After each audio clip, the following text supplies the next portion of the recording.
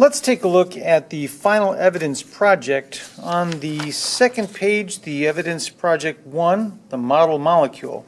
What I want to do is go over some of the background on how the pieces to the model work. So we're going to work on this part together. We'll draw some things here and here and here so that you can get yourself started on making your model molecule. So the first thing that you need to know is when we were twisting up these pieces to make these shapes, what do each one of these little things pointing out, what do those represent for the atoms as we join them together? So looking first at carbon, let's draw out the valence electrons for carbon.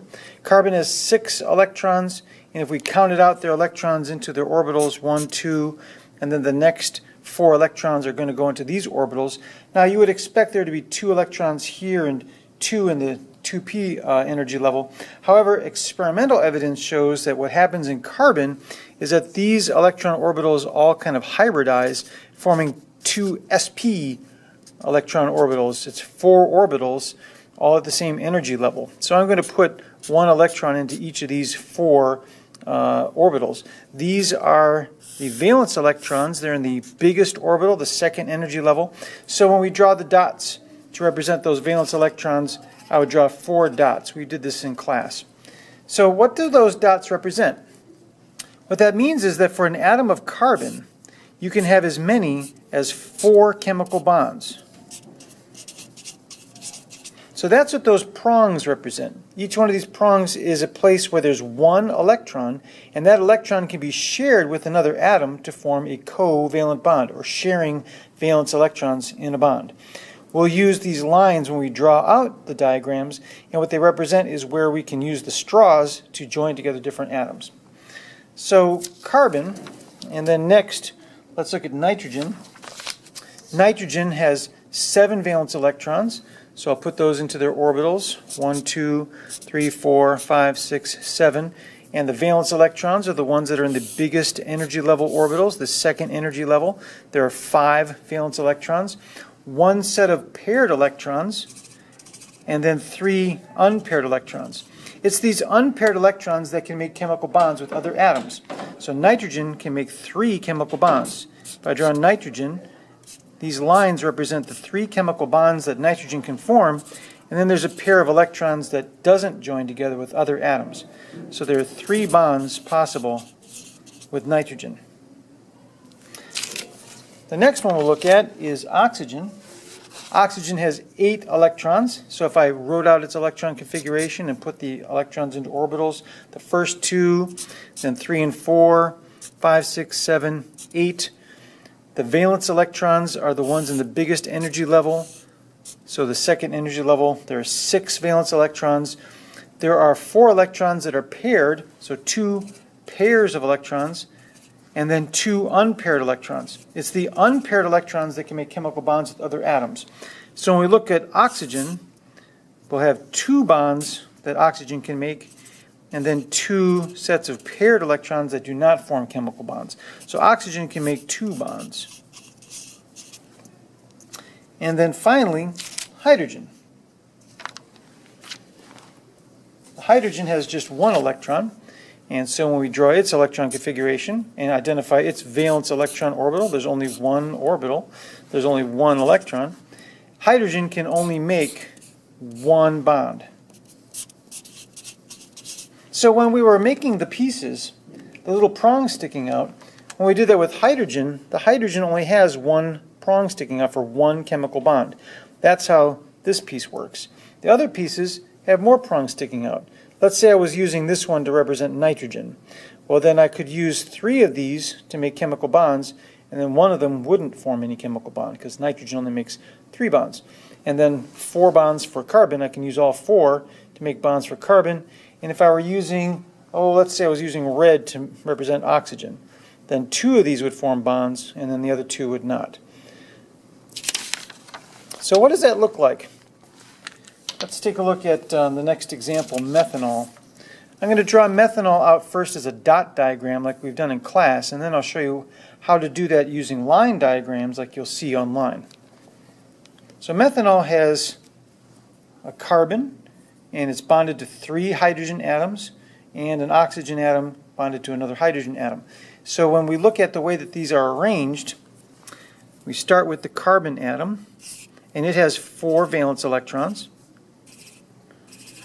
And it needs 4 more to complete its outer electron orbitals to have 8 valence electrons like a noble gas. So it's looking for another electron in each one of those pairs. So if we had another hydrogen, and a hydrogen, and a hydrogen, and each one of those hydrogens brings to the molecule its own valence electron, then it can share that valence electron with carbon, and carbon can share its valence electron with hydrogen, and then they complete their outer electron orbitals. But we're still missing an electron over here. We need 8.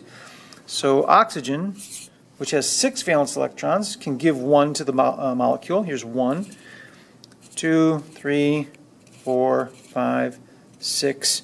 So oxygen had 6 valence electrons. We're still missing 1. That's what the last hydrogen is for. This last hydrogen will give its valence electron to the molecule, and now we've got completely filled outer electron orbitals. I'll put a circle around them. Hydrogens only have 1 orbital, so they can have as many as 2 electrons to be like a noble gas, like helium. And so those hydrogens are now satisfied. The carbon wants to have 8 valence electrons, so there can be a noble gas electron configuration like neon in this case. Oxygen also wants to have 8 electrons. So this is a way that we were using dots to represent the way that the electrons orbitals are overlapping, and where they overlap or they're shared, that's a or shared valent bond. The valent means the electrons, and the means that they're being shared. Covalent bond.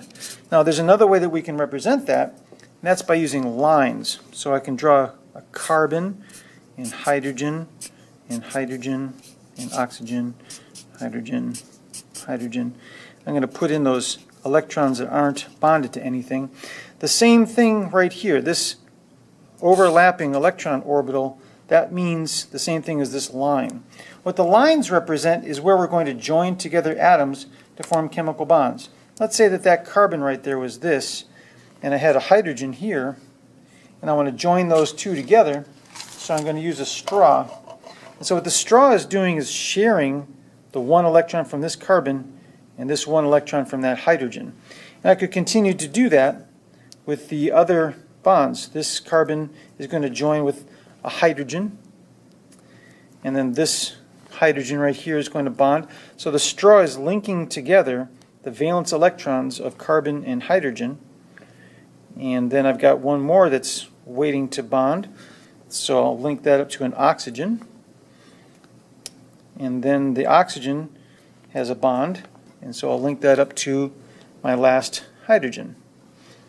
Find a bond here, and I'll add my last hydrogen. And then I've made a molecule of methanol. So it doesn't look like a straight thing like that unless I turn it that way. Now it kind of looks like the picture that you see. But from the side, it's got a different shape to it. It's kind of bent because of the tetrahedral shape of the carbon atom. So see that these aren't bonded to anything. Those are the paired electrons. They don't form chemical bonds. The other ones all do. So that's kind of where we're going with this. We're trying to get from the structure of the molecules on paper to the structure of the molecule made using our modeling kits. Now when you go online and you look at pictures of molecules, you might see something like this. This is the molecule that I'm working with, DEET, which is part of an insect repellent. And when I looked at the chemical formula, it said that it had a whole lot more carbon atoms and hydrogen atoms than I see here. In fact, I only see 1 carbon atom listed, and then there's a whole bunch of other things going on. There's a nitrogen, an oxygen, 3 hydrogens. But the chemical formula says that there's a lot more. There should be 12 carbons and 17 hydrogens. So where are they? This is a skeleton diagram. It only shows part of the structure of the molecule. It shows the overall shape. Chemists might be interested in just that. But if we're making a model and we want to know where all the atoms go, we need to look at how to decipher this. So everywhere that you see these lines coming together, everywhere you see these angles, these vertices, these intersections, and at the ends of the line segments, everywhere that you see that, there's a carbon atom. They don't write them in. That's just part of the shorthand notation. So I'm going to write these carbons to show where they belong in the structure of the molecule if I'm making this model. Okay, now the next thing is how many bonds do I have for each of the atoms? Carbon can make 4 bonds.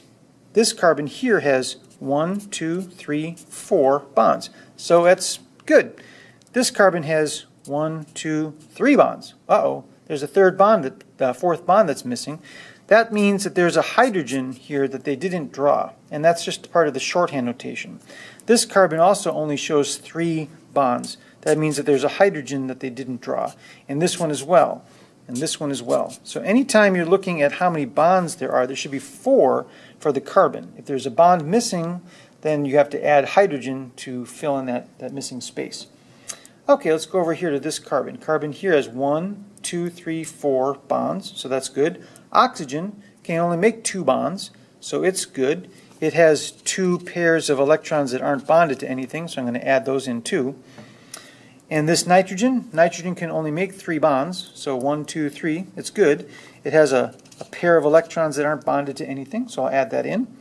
This carbon has 1, 2, so there must be 2 more bonds, 3 and 4, so these hydrogens. And this carbon also only has 2 bonds, so I'm going to add the third and the fourth. And then these carbons are only showing 1 bond, so that means that there are 3 more that aren't shown, and those all have hydrogens.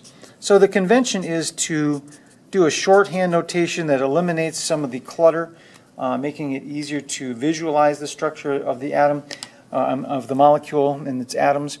But when we make the model, you want to know where those atoms go, so you have to unpack that information. And then once you've got that all figured out, then you can begin putting the atoms where they're supposed to be, and then you can start building the molecule from there. If I know where the carbons are supposed to be, and I just start laying them out, then I can start figuring out what's the overall shape of this molecule and complete the project. So keep on going with yours, and we'll continue to work on putting together your model.